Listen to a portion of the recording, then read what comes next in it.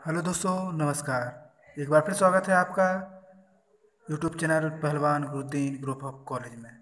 दोस्तों, आज एक नया टॉपिक इतिहास में लेकर आया हूँ, जिसमें हम बात करेंगे सामाजिक धार्मिक आंदोलन के बारे में, जिसमें सूफी मत और भक्ति आंदोलन के बारे में अध्ययन करेंगे।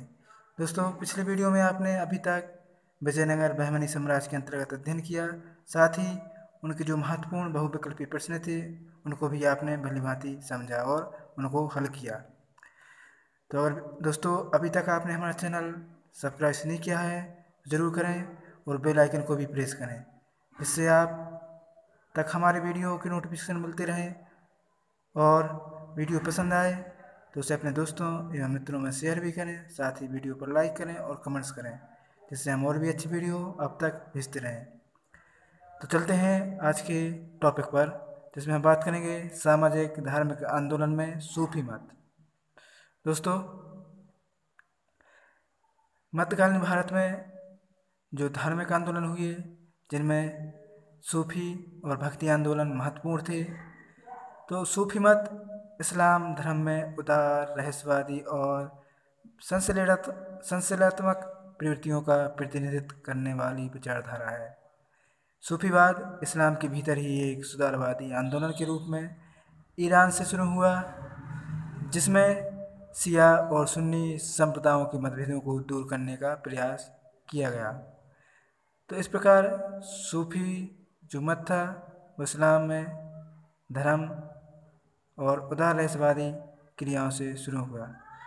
तो सूफी क्या है? सूफी शब्द की उत्पत्ति के संबंध में इतिहासकारों में मतभेद है।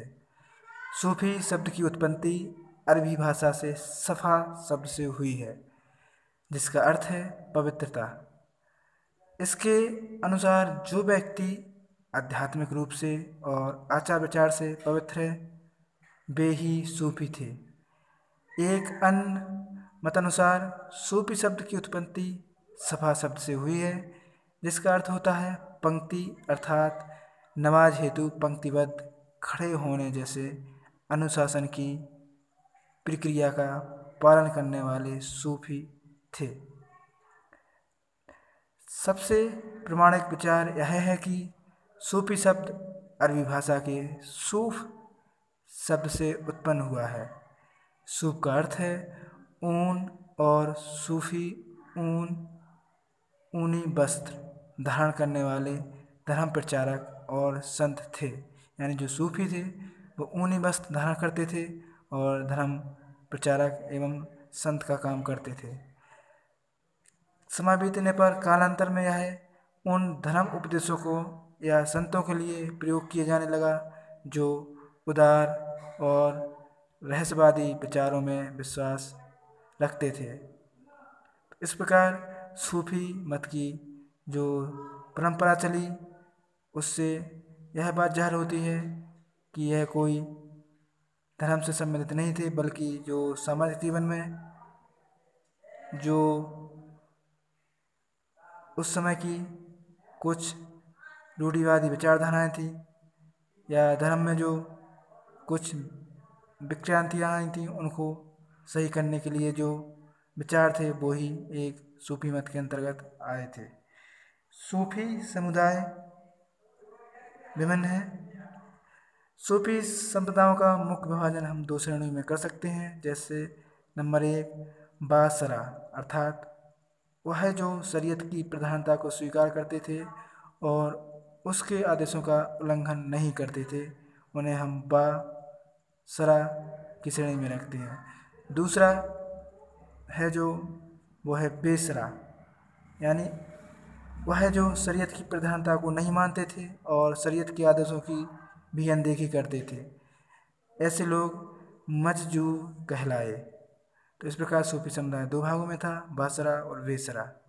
बासरा संप्रदायों में पुनः वजूदिया और सहूदिया का विभाजन हुआ था। वजूदिया परंपरा के सूफी इब्ने अरबी के वहदत अल वजूद के सिद्धांतों को मानते थे। इनके अनुसार संसार में जो कुछ था अंततः उसका अस्तित्व एक ही था, सृष्टि और सृष्टि की रचना करने वाले ईश्वर का अस्तित्व। एक ही है। सूफिया परंपरा के सूफी अलाउद्दीन सिमनानी, जिनका शासन समयकाल लगभग 14वीं शताब्दी में रहा, के वहदत अल शुहूद के सिद्धांत में विश्वास रखते थे। इनका सार यह था कि अस्तित्व की एकता का आभास भ्रमपूर्ण है और रहस्यवादी ज्ञान ही उन्नत अवस्था को प्राप्त करने से यह स्पष्ट होता है कि यह एकता केवल एक दिखावा मात्र है और असल में सृष्टि और सृष्टि की रचना करने वाले ईश्वर का अस्तित्व एक नहीं हो सकता।